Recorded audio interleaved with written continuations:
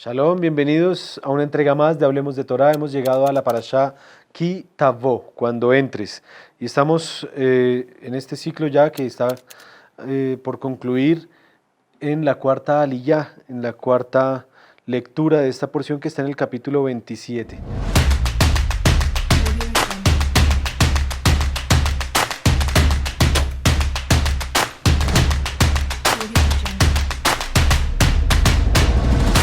Estoy con el querido Samu, bienvenido a Gracias, este Dudu. espacio.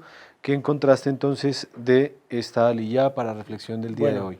Parashat Kitabo, cuarta aliyá, se encuentra en Devarim, capítulo 27, del verso 1 al 10, y básicamente está hablando de un acto que van a tener que hacer los hijos de Israel una vez entren a la tierra, cuando crucen el Jordán, en el cual tienen que erigir dos piedras grandes, ¿sí?, en las cuales van a escribir las palabras de la Torá, pero hay un mandamiento, digamos, conciso en la forma en la que tenían que hacerlo. Primero dice que tenían que revocar las piedras con cal, posterior a eso escribían las palabras de la Torá, luego las volvían a revocar con cal y luego les volvían a escribir las palabras de la Torá.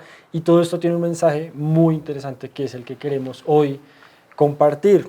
El verso en el que nos queremos basar desde el hebreo de la Aliyá está en el capítulo 27, el verso 8. El versículo 8. Vehatafta al ha-abanim et kol divrei haTorah azot beher heitev.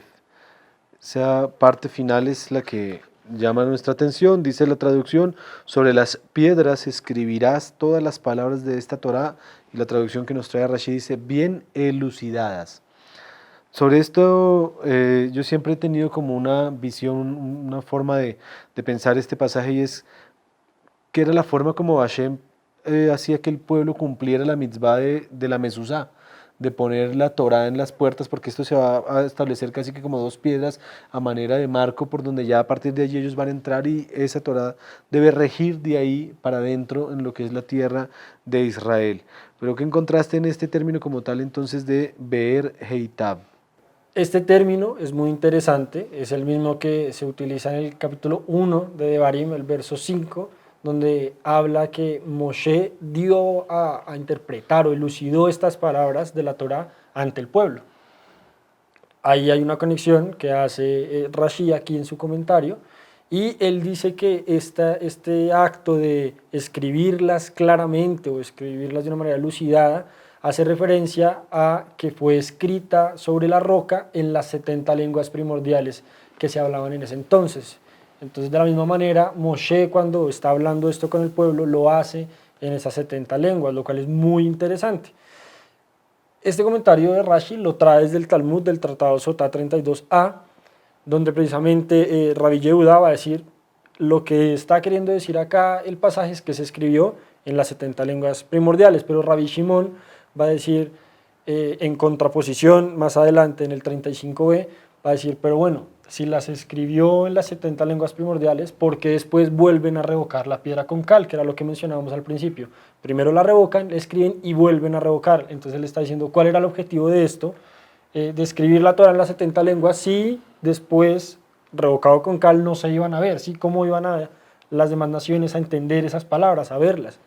Entonces por eso hicimos énfasis en el verso 8, donde nos va a decir que una vez se revocaba por segunda vez la piedra con cal, volvían a escribir las palabras. Y entonces ahí tenemos ya dos interpretaciones que el judaísmo ha sacado desde la visión de Rabbi Yehuda y desde la visión de Rabbi Shimon.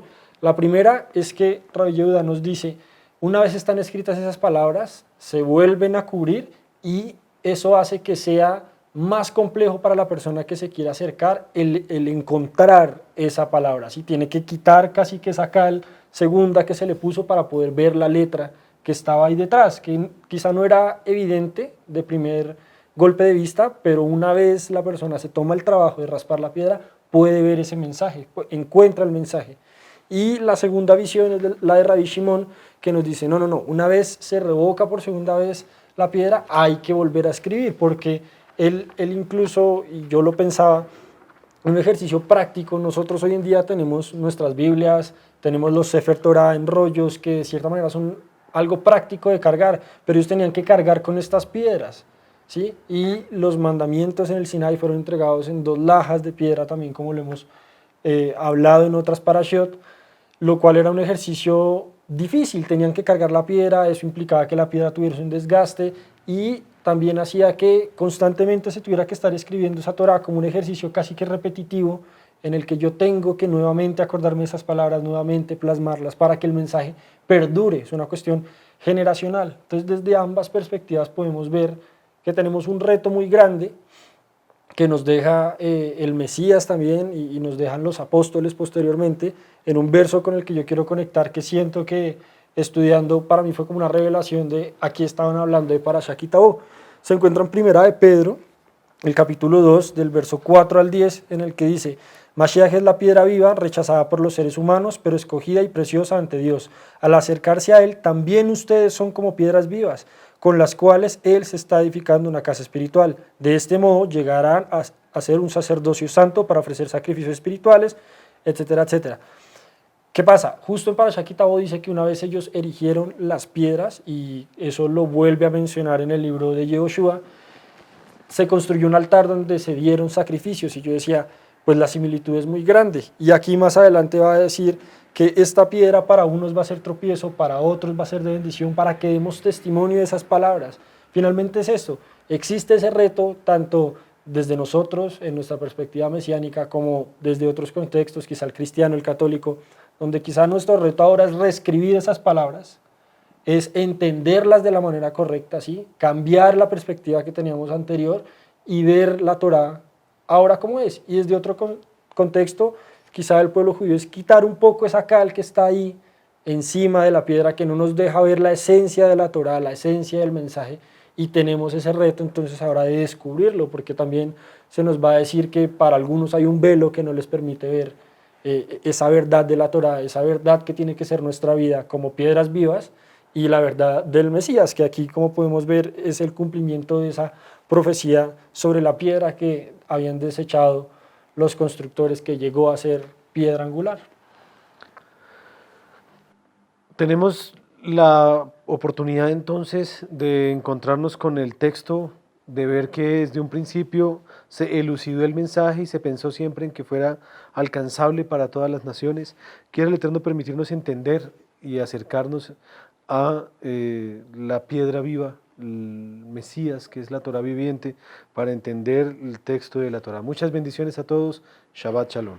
Shabbat Shalom para todos. Les recordamos entonces que se suscriban a este canal, que activen la campana de notificaciones para que los avise cuando subamos un video nuevo y que sigamos creciendo en este estudio de la Torah. Bendiciones.